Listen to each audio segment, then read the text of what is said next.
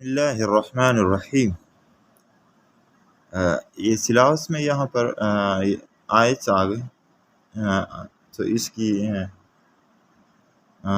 ذرا ترجمہ کر لیتے ہیں۔ یہ سورۃ الاعراف ہے، اور یہ آیت نمبر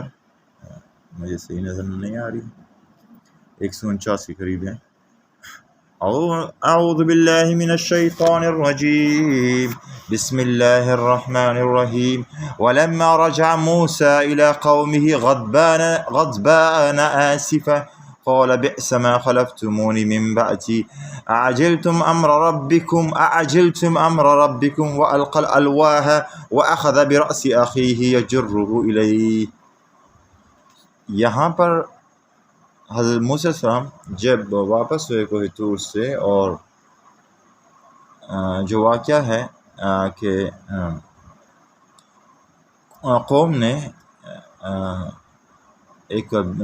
بچڑے کی شیپ کا سونے سے، یعنی ایک آپ اسے بت کہہ سکتے ہیں، وہ بنایا تھا، تو اس کی وہ عبادت یا اس کو خدا سمجھ بیٹھے تھے۔ تو جب موسیٰ علیہ السلام آئے، پتہ چلا، تو غضبان آصف، یعنی شدید، جسے کہتے ہیں کہ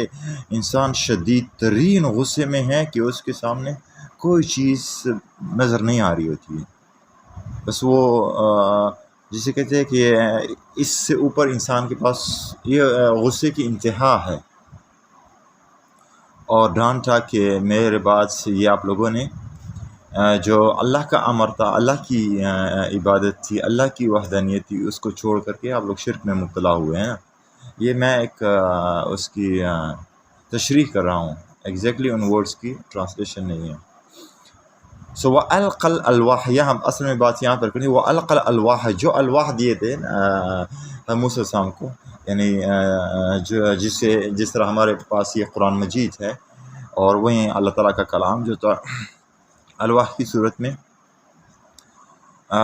وہ انہوں نے نیچے پھینک دیے، اور اپنے بھائی کو داڑھی سے پکڑ لیا۔ اور آگے پھر اگر ہم اس کو پھر چڑھ لیتے ہیں، یہ اگلی آیت میں آتے ہیں، وَلَمَّا أَعُوذُ بِاللَّهِ مِنَ الشَّيْطَانِ الرَّجِيمِ وَلَمَّا سَكَتَ عَن مُوسَى الْغَضَبُ أَخَذَ الْأَلْوَاحَ وَفِي نُسْخَتِهَا هُدًى وَرَحْمَةً لِّلَّذِينَ هُمْ لِرَبِّهِمْ يَرْهَبُونَ۔ تو جب وہ غصہ، وہ غضب،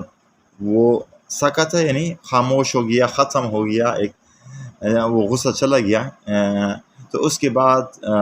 موسیٰ علیہ السلام نے وہ جو الواح تھے، جو قرآنی، جو اللہ تعالیٰ کے کلام تھا، ان کو اٹھایا، اور پھر اور اللہ تعالیٰ فرما رہے ہیں کہ یہ جو نسخہ ہے، جو اللہ کا کلام ہے، اس میں لوگوں کے لیے ہدایت، رحمت ہے، جو لوگ اللہ سے ڈرتے ہیں۔ سو اگر آپ اس کو دیکھ لیں کہ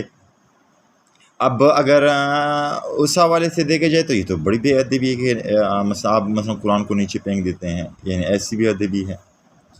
تو یہاں پر اگر ایک چیز کو آپ دیکھیں کہ یہ جو عمل ہے، یہ ایک رسول سے ہوا ہے، حضرت موسیٰ علیہ السلام سے ہوا ہے۔ تو جو الواح تھے، وہ جو نسخے تھے، اللہ تعالیٰ کا کلام تھا، جس طرح اللہ تعالیٰ کا یہ کلام ہے قرآن مجید، تو اس میں جو ہدایات ہے، جس طرح ہدی ورحمۃ للذین ہم لربہم یرہبون، اصل چیز یہ ہے، اصل مدعا یہ ہے اسی سے کہ اللہ ایک ہے، اللہ کی عبادت کرنی ہے۔ سو ایکچولی پریکٹیکلی وہاں پر جو ہو رہا تھا وہ اس کے مخالف تھا، اس کے متضاد تھا، تو اس متضاد پر انسان کو غضبان آصفاً ہونا چاہیے کہ وہ جو اعمال ہیں، یعنی آپ ایک بے دین ہو جاتے ہیں، بے ایمان ہو جاتے ہیں، اپنے اعمال میں اللہ کی وحدانیت سے آپ روگردانی کر لیتے ہیں، اللہ کے احکام سے روگردانی کرتے ہیں، سو اس پر اتنا غضب کہ انسان کو یہ بھی یاد نہ رہے کہ جو اللہ کا کلام ہے وہ مثلا نیچے گر گیا، وہ گر گیا، تو وہ ثانوی حیثیت رکھے، اصل حیثیت وہی ہے۔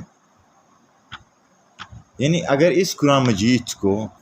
میں سر پر باندھ لوں اور جاؤں اور وہ کروں، لیکن میرا یقین، میرا ایمان مادے پر ہو، اور مادے ہی کے ذریعے میری یہ ہوتی ہے کہ رزق وہیں دیتا ہے، اگر یہ ہو جائے تو وہ، یعنی ساری میری اللہ تعالیٰ کی